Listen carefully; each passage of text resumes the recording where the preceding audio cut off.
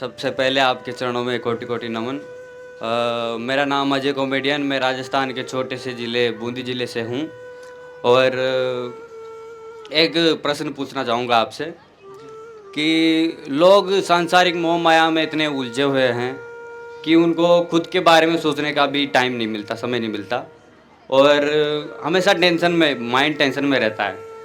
तो मैं आध्यात्मिक गतिविधियों में शुरू से मैं थोड़ा रखता हूँ, विश्वास रखता हूँ। दादी के साथ सत्संग अटेंड करने जाता था और 2-4 महीने से आपके देख रहा हूँ यूट्यूब वगैरह में, आपके विचार सुने मैंने। और तो मेरा प्रश्न ये था कि सत्संग में जो जितने भी लोग आते हैं सत्संग अटेंड करने, वो 2-4 दिन आते हैं, फिर बाद में सत्संग अटेंड करना छोड़ देते हैं। इसका क्या कारण है? जबकि सत्संग अटेंड करने से हमें मानसिक शांति मिलती है और धार्मिक गतिविधियों से जुड़ने का मौका मिलता है। देखिए, पशु पक्षी जीव जंतुओं से अलग है मनुष्य। और पशु पक्षी उबते नहीं है कोई भी चीज से। मनुष्य ही एक ऐसी जाति है जो उब जाती है। और देखिए, दो चीजें हैं, एक है परमात्मा को पाने का मार्ग और एक है संसार में कुछ प्राप्त करने का मार्ग। तो अब जब संसार में अगर हम कुछ प्राप्त करना चाहते हैं तो दौड़ते रहते हैं, जीवन भर नहीं उबते। संसार की दौड़ में हम जीवन भर नहीं उबते, और जब हम उसको संसार की चीज को पा लेते हैं तो उब जाते हैं। ऐसा होता ना, हम महल बनाने के लिए पूरे जीवन दौड़े या गाड़ी खरीदने के लिए पूरे जीवन दौड़े, और जैसे ही हमने घर बना लिया या गाड़ी ले ली, जैसे ही ले ली तो हम उब गए। तो संसार के अंदर पाने के लिए दौड़ है, वो नहीं उबता, लेकिन पाकर उब जाता है। चाहे वो घर हो, गाड़ी हो, सुंदर स्त्री हो, कुछ भी हो, पाकर उब जाता है, लेकिन दौड़ से नहीं उबता। और यहाँ पर क्या है, परमात्मा के मार्ग पर जब परमात्मा को प्राप्त करने के लिए ध्यान लगाता है, सत्संग सुनता है, इससे मनुष्य उब जाता है, लेकिन परमात्मा को पाकर कभी नहीं उबता। इसके बहुत सारे उदाहरण है। बुद्ध को जब परमात्मा का बोध हुआ, उसके बाद 40 साल और जिए, लेकिन परमात्मा से नहीं उबे।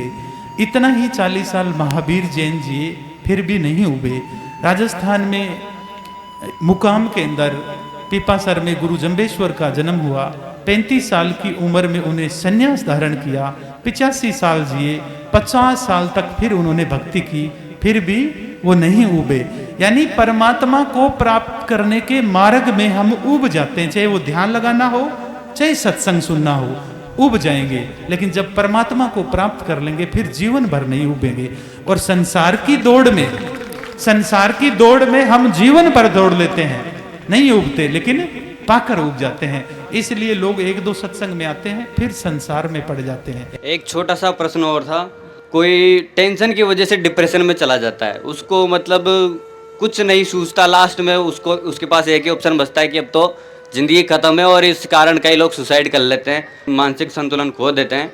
और तो मैं ये पूछना चाहता हूँ कि जब परमात्मा ने अपन को जीवन दिया तो क्या हमें उसे ख़त्म करने का अधिकार है?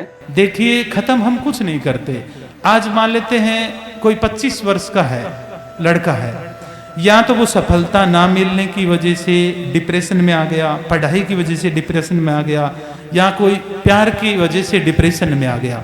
डिप्रेशन में आने के बाद में उसको लगता है कि ये जीवन अब कुछ नहीं है, ये चीज़ें ही नहीं मिल रही है, तो मैं ख़त्म कर लेता हूँ। तो वो सिर्फ शरीर ख़त्म कर रहा है, इच्छाएं रह गई, मन रह गया, फिर वो दोबारा जन्मेगा, फिर वो ऐसे वैसे चलता चलता फिर वो 25 साल पर आएगा, और जहाँ पर ख़त्म किया था उसी स्टेज के ऊपर दोबारा उसको खड़ा रहना पड़ेगा। फिर अगर वो मर गया तो वो जो सिचुएशन है उसको पार करना है, चाहे इस जन्म में कर ले, चाहे 10 बार मर के कर ले। परमात्मा ने हमें ये जो जीवन दिया है, ये हमें भगवत प्राप्ति करने के लिए दिया है, और हम इस माया में पड़कर भूल जाते हैं कि हम इस संसार में क्यों आए हैं, और हम यहाँ की इच्छाओं में, वासनाओं में हम पड़ जाते हैं। इसलिए आवागमन का चक्कर चलता रहता है। इसलिए हमें जो भी आए दुख, तो उसकी परमात्मा को बोलना है तेरी मर्जी। कोई जो ऐसे कर्म थे मेरे से, कभी किसी जन्म में बुरे कर्म हो गए, उसका फल मुझे मिल रहा है, दुख आए तो स्वीकार करना। देने वाला परमात्मा है। हमने तो, हमारा जीवन हमारी मर्जी से कहाँ हुआ।